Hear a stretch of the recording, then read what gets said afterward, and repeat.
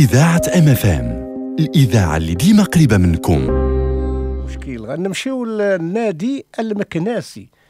هذا الديربي فاس مكناس استغلوا المكنسيين بشكل صريح، لأن هذا الموسم هذا تسيدوا. نعم.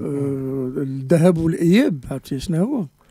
كانوا ممتازين اليوم أمس. دابا مكناس كتنتصر على فاس ذهبا وإياب. هي ذهبا وإياب. هو محمد شاهد. هو هذه سنوات ما شفنا هذا الديربي هذا، لأن النادي المكناسي كان في قسم الهواة وفي القسم الوطني الثاني، ولكن ملي صعد في القسم الوطني الاول حقق هذه النتيجه هذه، لان الديربي ديما الفريق اللي كيستغل الفرص اللي كتاح له هو اللي كيدير المقابله.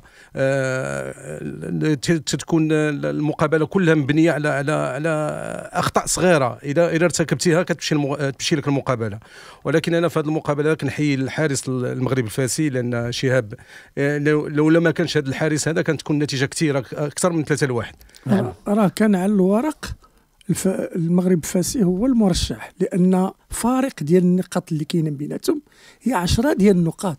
النادي المكناسي عنده 22 والمغرب الفاسي عنده 32، فكانت الكفات غير متساوين، مع ان المكناسيين انتصروا في الذهاب ب2-0 ودابا كيديروا 3-1. راه النتيجه هذا الموسم 5-1. نعم.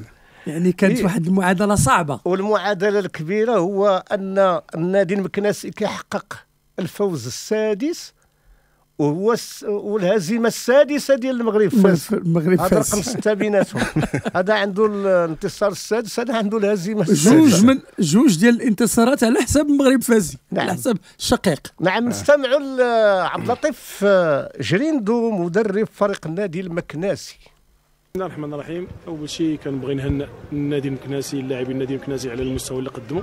صحيح اليوم عرفنا ان المقابله صعيبه مع فريق اللي في المستوى، نادي كبير المغرب الفاسي. المستوى ديال المغرب الفاسي خصوصا في المقابلات الاخيره كان مستوى طيب، وكنا صحيح كنا عرفنا المقابله صعيبه، لكن فريق النادي المكناسي المستوى اللي قدم اليوم نتيجه العمل اللي كيقوم به المجموعه في التدريب. كذلك ما نساوش المسانده ديال الجمهور، وكذلك المسانده ديال المكتب المسير مشكور على المجهودات اللي كيقوم بها. الحمد لله نتيجه مهمه، نتيجه اللي غادي تخلينا نشتغلوا بواحد الكيفيه اللي مزيانه. سي فري كاين بزاف ديال الامور خصنا نشتغلوا عليها. كنشكر اللاعبين على المجهود اللي قاموا به، الوافدين الحمد لله ما خيبوش الظن ديالنا. كنتمنى على اننا نتوفقوا، لان باقي عندنا مقابلات اللي حارقه، مقابلات اللي كنعتبروا مقابلات سد. كذلك كنشكر النادي المغرب الفاسي على الروح الرياضيه ديالو، الجمهور كذلك. الحمد لله نتيجه مهمه اللي غتخلينا نتسلقوا بعض المراتب ويكون المستوى ديالنا احسن بكثير في المقابلات الجايه. ديروا لايك وبارطاجيو الفيديو مع صحابكم، وما تنسوش تابوناو في لاشين وتفعلوا الجرس للتوصل بكل جديد. إذاعة MFM.